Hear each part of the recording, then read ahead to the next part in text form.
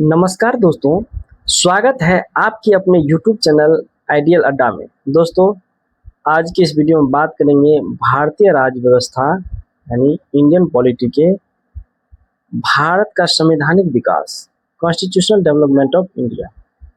दोस्तों, regulating act 1773 द्वारा सर्वोच्च न्यायालय की स्थापना कहाँ की गई थी? तो कोलकाता में 1774 ईस्वी में। भारतीयों को भारत के प्रशासन में भाग लेने का अधिकार किस अधिनियम के द्वारा प्राप्त हुआ था? तो चार्टर एक्ट 1833 द्वारा।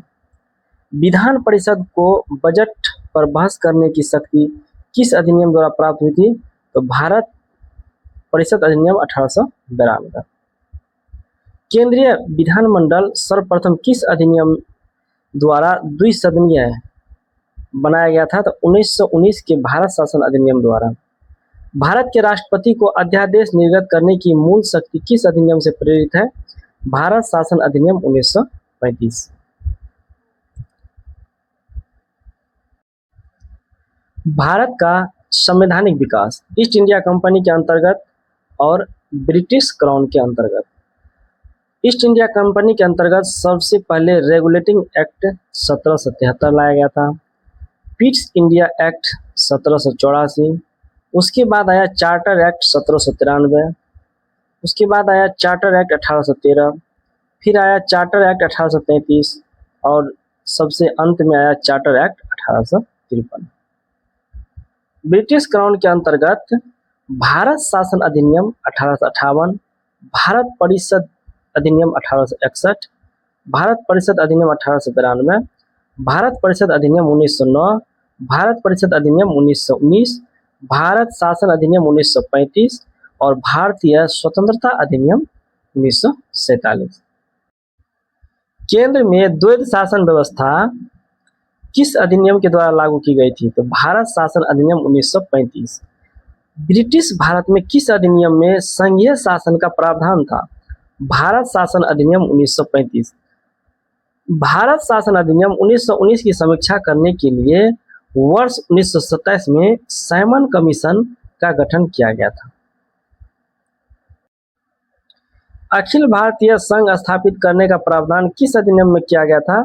भारत शासन अधिनियम 1935। भारत के संविधान में केंद्र और राज्यों के मध्य किया गया शक्तियों का विभाजन भारत शासन अधिनियम 1935 पर आधारित है। एक निर्वाचित संविधान सभा द्वारा भारत के संविधान का निर्माण करने का प्रस्ताव किसके द्वारा दिया गया था? तो क्रिप्स मिशन द्वारा।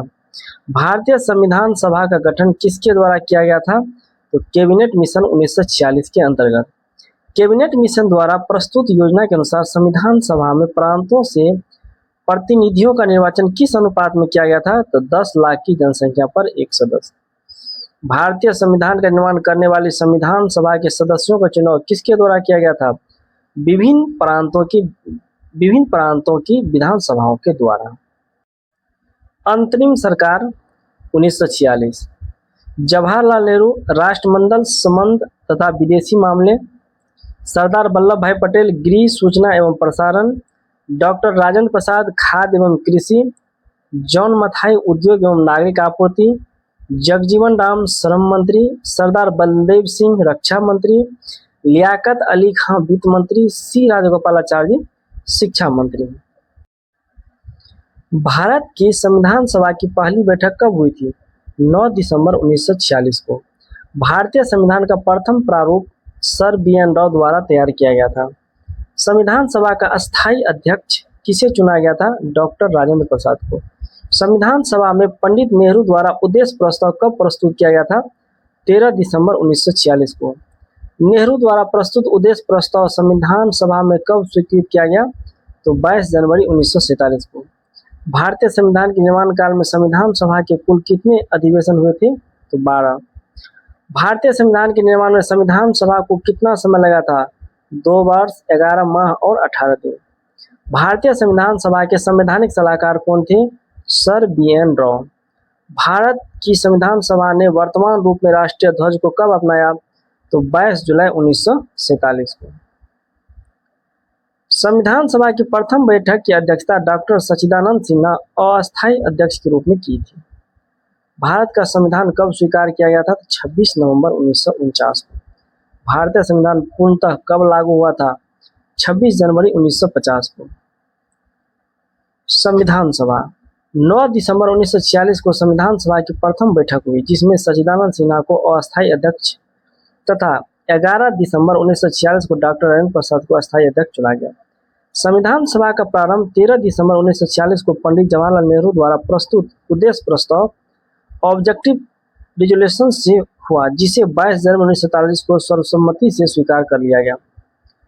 26 नवंबर 1949 को भारतीय संविधान अंगीकृत किया गया, जबकि 26 जनवरी 1950 को इसे पूर्णतः लागू किया गया।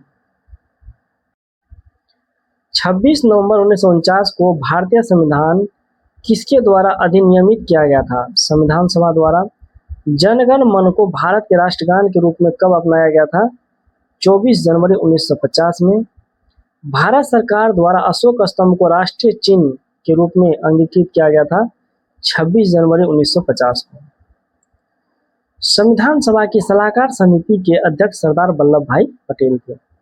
संविधान सभा के झंडा समिति के अध्यक्ष कौन थे? डॉक्टर राजेंद्र प्रसाद। प्रमुख समितियां एवं उनके अध्यक्ष: संघ शक्ति समिति पंडित जवाहरलाल नेहरू, संघीय संविधान समिति पंडित जवाहरलाल नेहरू, प्रांतीय संविधान समिति सरदार वल्लभ भाई पटेल, प्रारूप समिति डॉक्टर भीमराव अंबेडकर, मौलिक अधिकारों एवं अल्पसंख्यकों संबंधी परामर्श समिति सरदार वल्लभ भाई पटेल, प्रक्रिया नियम समिति डॉक्टर राजेंद्र प्रसाद, राज्यों के लिए समिति पंडित जवाहरलाल नेहरू, संचालन समिति डॉक्टर राजेंद्र प्रसाद। संविधान सभा के कार्यों संबंधित समिति के अध्यक्ष कौन थे? जीवी मावलंकर। डॉक्टर भीमराव अंबेडकर की अध्यक्षता में संविधान सभा की प्रारूप समिति में 6 अन्य सदस्यगण थे: N Gopalaswami Ayyangar, doctor K M. Munshi, B M. Mitra. बाद में इसके स्थान पर एन माधवराव, अल्लादी कृष्णस्वामी अय्यर, सैयद मोहम्मद सादुल्ला तथा डी.पी. खेदान। बाद में इसके स्थान पर टी.टी. कृष्णमाचार्य थे। संविधान सभा ने डॉक्टर भीमराव अंबेडकर की अध्यक्षता में प्रारूप समिति का गठन किया था 29 अगस्त 1947 को। डॉक्टर भीमराव अंबेडकर का संविधान सभा में निर्वाचन किस प्रेसिडेंसी से हुआ था? तो बम्बई प्रेसिडेंसी से, पहले बंगाल प्रेसिडेंसी थी।